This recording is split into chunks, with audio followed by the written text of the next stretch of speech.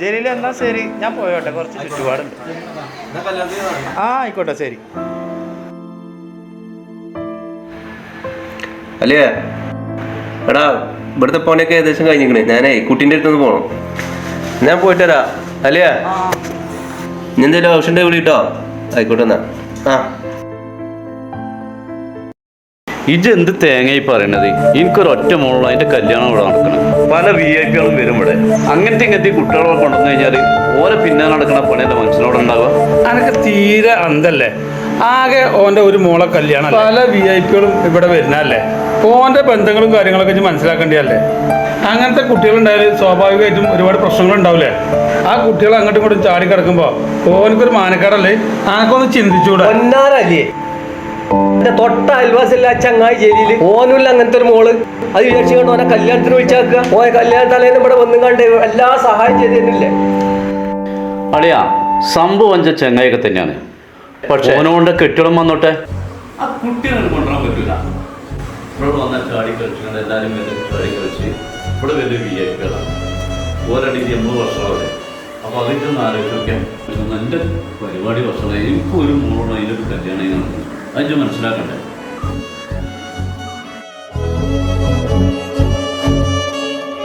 ഇജാ വിഷയൊക്കെ വിട്ടാ മറ്റേ നേരെ പെടുത്തവരെ കല്യാണം നോക്കിയാ ഇവിടെ ആരുമില്ലേ? എൻ്റെ മകളെ ചെങ്ങാഴ്ച വരെ ഇങ്ങനത്തെ ഒരു കുട്ടിയാണ്. ഓൾ പഠിക്കണ എവിടെ അറിയോ? ബദാനിയില. ഓളോട് വരെ ഞാൻ ഈ കല്യാണം പറഞ്ഞു. നിങ്ങൾ രണ്ടാൾ കൂടി എന്നെ ഭ്രാന്തനാക്കരുത്. ഞാൻ എൻ്റെ അവസ്ഥയാണ് ഈ പറയുന്നത്. എനിക്കുള്ള ഒരു അന്തസ്സും അഭിമാനമൊക്കെ ഉണ്ട്. അതൊന്ന് മനസ്സിലായിക്കോളി. പറഞ്ഞല്ലോ എന്നോട് ഉത്തരവ്. കാരണം എൻ്റെ മോള് പറഞ്ഞാൽ എൻ്റെ പെങ്ങളെ മോളാണ്. അപ്പോ ഞമ്മക്ക് ഈ നാട്ടുകാരും അയൽവാസികളൊക്കെ തന്നെ ഉണ്ടാവുള്ളൂ. ആ ഒരു കല്യാണം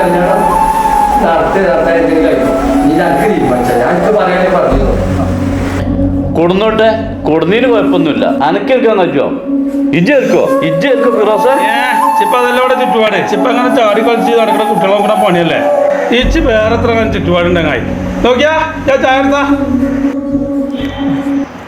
അല്ലക്ക, നിങ്ങള് കേട്ടില്ലേ? ഇനി നമ്മളാ കല്യാണത്തിന് പോണോ? ഓൽക്ക് അവർക്ക് എതിരാണെങ്കിൽ നമുക്കാണ് പോണ്ടാക്കേണ്ടി വരും. എനിക്കിത് ആദ്യം അറിയാം ഇങ്ങനെയൊക്കെ തന്നെ ആവുള്ളൂന്നില്ല. അദ്ദേഹത്തിന് ഇപ്പം നമ്മളെ കുട്ടീനെ അങ്ങനെ ഇതാക്കാൻ പറ്റില്ലല്ലോ. എവിടെ ഇപ്പം എൻ്റെ കുട്ടി?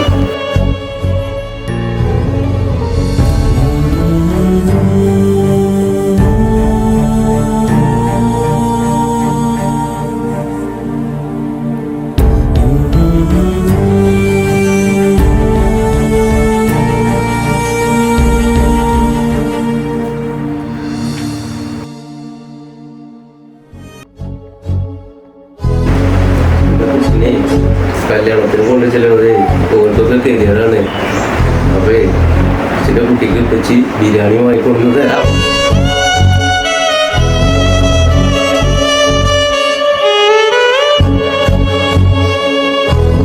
നോക്കിയാ ആ മാനകാക്കാനെ വിളിച്ചാൽ നമ്മളെ മുസ്പരം മാനകാക്കല്ലേ, അതിനെ വിളിച്ചാതെ ഞാൻ കാറ്ററിംഗാരെ വിളിച്ചിരുന്നത് പരിപാടിക്ക്. ആ വലിയ പെരീത്തെ പരിപാടി വരെ മാനാക്കിയെ വിളിച്ചിട്ടുണ്ട്. ഇതുവരെ കാറ്ററിംഗാരെ വിളിക്കേണ്ട ആവശ്യമുണ്ടോ? അതെ, ആ മാനാക്കാനെ വിളിച്ചാത്ത എന്താണോ, അതിന് സുഖമില്ലാത്തൊരു കുട്ടിയുണ്ട്. അതെ, എവിടേക്ക് പോകുകയാണെങ്കിലും ഇനി വേറെ എന്തേലും പണിക്ക് പോകുകയാണെങ്കിലും അതിനും കൊണ്ടേ പോകുള്ളൂ. അന്നത്തെ കുട്ടികളാർക്കും പറ്റൂലല്ലോ, അതുകൊണ്ടാണ്, അല്ലാതൊന്നും അല്ല. അതെ, ഇവിടുത്തെ കാക്കാക്കും ഇഷ്ടമല്ല, അതുകൊണ്ടാണ്. അല്ലാതെ അയാളെ ഇഷ്ടമല്ലായിട്ടല്ല, ആ കുട്ടി വരുന്നതാണ് കുഴപ്പം. എല്ലാവർക്കും ഒരേ മനസ്സായി എന്ന് വരില്ലല്ലോ.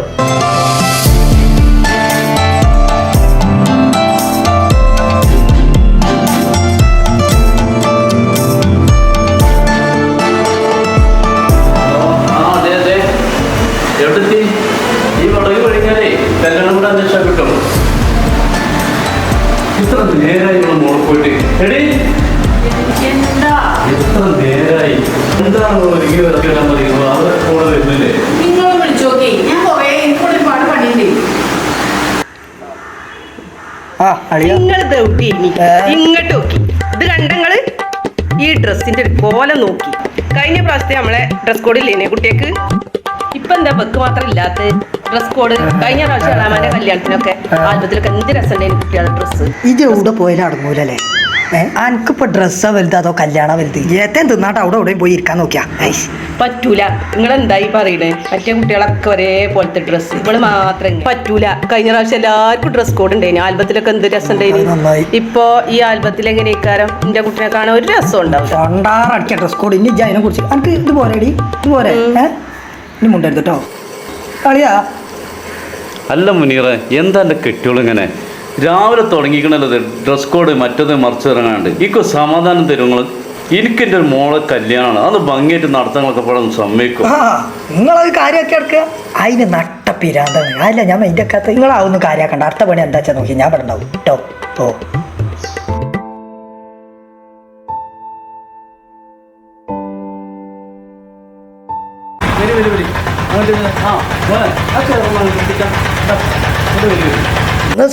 ശരി ശരി. ഭക്ഷണം കഴിച്ചില്ലേ? ഓക്കെ എന്നാ. വലൈക്കും സലാം വറഹ്മത്തുള്ളാ. ആരപ്പത്? ഇതാരാ?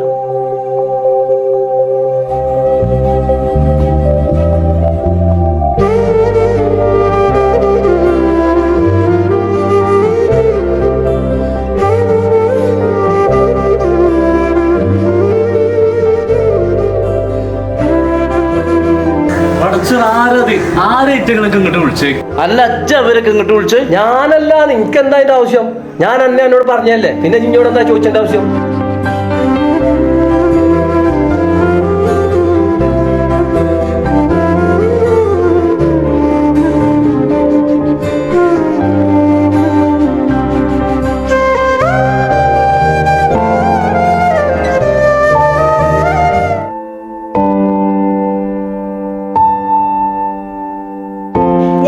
കല്യാണത്തിന് വിളിച്ചേ. ഇതിന്റെ കല്യാണ. ഞാൻ നല്ല രീതിക്ക് പോണത് കാണാൻ നിങ്ങൾക്ക് ആഗ്രഹമല്ലേ? ഞാനേ ഓരൊപ്പം കളിച്ചു വളർന്നതാ.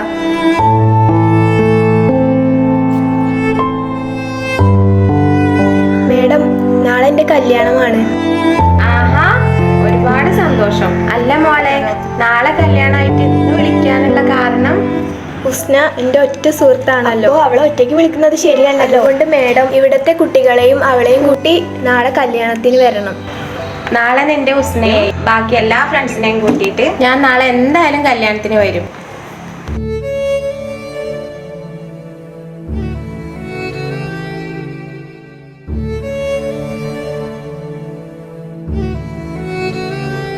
ഉസ്ന, നാളെ നമുക്ക് കല്യാണം ഉണ്ട്, പോണ്ടേ?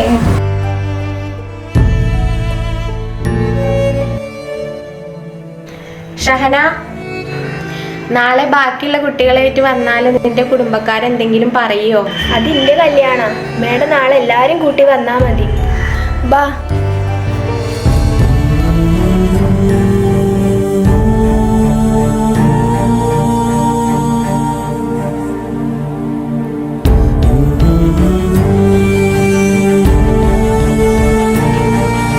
നാളെ എല്ലാരും വരണേ.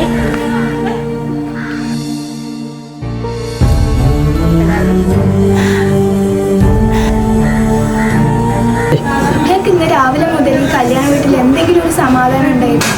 ഒരു ഭാഗത്ത് ഭക്ഷണത്തിന് കച്ചറ, ഒരു ഭാഗത്ത് ഡ്രസ്സിന് കച്ചറ. ഞാൻ ഇതെല്ലാം മോളിൽ കേൾക്കുന്നുണ്ട്. സമാധാനം എന്താണെന്ന് അറിയണമെങ്കിൽ ഒന്ന് അങ്ങോട്ട് നോക്കും.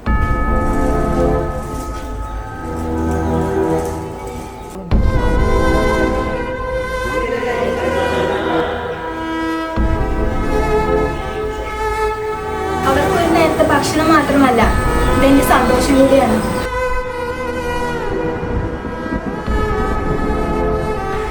എൻ്റെ പൊന്നു മോളെ, ഞാൻ അതൊന്നും മനഃപൂർവ്വം ചെയ്തതല്ല. എൻ്റെ അവസ്ഥ അങ്ങനെയാണ്. ഞാൻ മറ്റുള്ളവരുടെ ഒരു മോശക്കാരനുണ്ടോ വിചാരിച്ച് പറഞ്ഞതാണ്. അതുകൊണ്ടാണ് ഞാൻ അവരെ വിളിക്കണ്ടെന്ന് പറഞ്ഞത്. പടച്ചു എന്നോട് പൊറുക്കാവും. എൻ്റെ പൊന്നു മോളെങ്കിലും എന്നോട് പൊറുക്കണം. ഒരിക്കലും പടച്ചവനെ മറന്നു പറഞ്ഞതല്ല. എൻ്റെ അടുത്ത സുഹൃത്തും എൻ്റെ വേണ്ടപ്പെട്ടവനാണ് എൻ്റെ ജലീൽ. അവൻ പോലും എന്നോട് പൊറുക്കുമെന്ന് എനിക്കറിയില്ല. നിങ്ങൾ ഇതൊന്നും കേട്ട് വിഷമിക്കേണ്ട.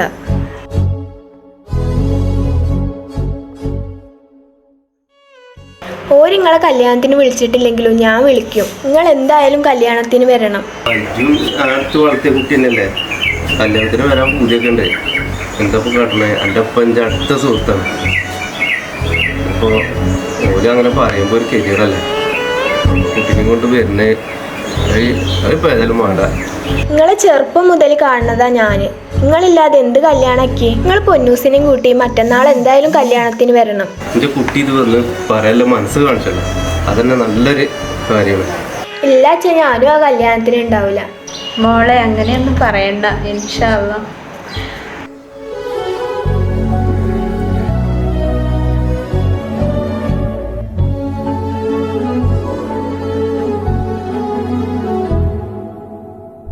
എൻ്റെ മോള് അവർക്ക് എന്താ വേണ്ടിച്ചാൽ കൊടുക്കുക. സന്തോഷമായിട്ട് ഈ കല്യാണം നടക്കണം, അതാണ് ഇപ്പം എൻ്റെ ആഗ്രഹം. ഞങ്ങൾക്കറിയാം ഇങ്ങനത്തെ മക്കളൊന്നും ഇങ്ങനത്തെ പരിപാടിക്ക് കൊണ്ടുവരരുത് എന്നൊക്കെ, പക്ഷെ നിങ്ങളുടെ മോളെ ഒരു സന്തോഷം നിർബന്ധം കാരണം മാത്രമാണ് ഞാൻ ഇന്നോടെ മക്കളെയും കൂട്ടിയിട്ട് വന്നത്. നിങ്ങളെ മോളെ നിങ്ങളെ ഭാഗ്യ.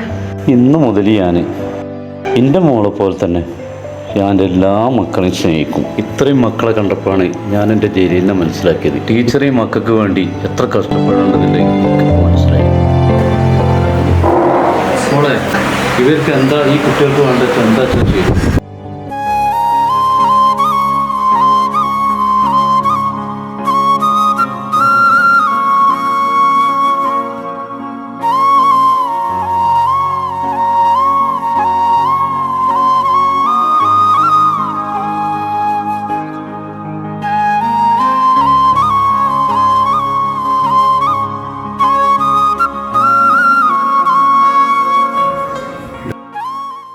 പൊന്നു ജലീലെ, എൻ്റെ മോൾക്ക് വേണ്ടിയാണ് അതൊക്കെ ചെയ്തത്.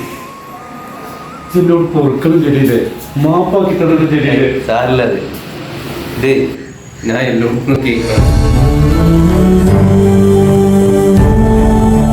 പ്രിയമുള്ളവരെ, ഈ ഷോർട്ട് മൂവിയിൽ അവതരിപ്പിച്ചിരിക്കുന്ന കാര്യങ്ങൾ യാഥാർത്ഥ്യവുമായി വളരെ ബന്ധമുള്ളതാണ്. ഇതൊരു കഥ മാത്രമല്ല, മറിച്ച് നമുക്ക് ചുറ്റും നമ്മുടെ സമൂഹത്തിൽ സംഭവിക്കുന്ന യാഥാർത്ഥ്യമാണ്. ഇത് നിങ്ങൾ ഓരോരുത്തരും കാണണം. കാരണം ഈ ഭിന്നശേഷി സമൂഹത്തിന്റെ അവരുടെ സങ്കടങ്ങളും അവരുടെ നൊമ്പരങ്ങളും ഈ സമൂഹത്തിൻ്റെത് കൂടി ആകുമ്പോൾ മാത്രമാണ് അവർ സാമൂഹിക ജീവികളാണെന്നും അവർ നമ്മുടെ കൂടെയുള്ള ആളുകളാണെന്നും അവർക്കും നമുക്കും ബോധ്യമുണ്ടാകും. അതുകൊണ്ട് തീർച്ചയായും ഈ സംരംഭത്തെ നിങ്ങൾ കാണുകയും മറ്റുള്ളവരിലേക്ക് എത്തിക്കുകയും വേണം.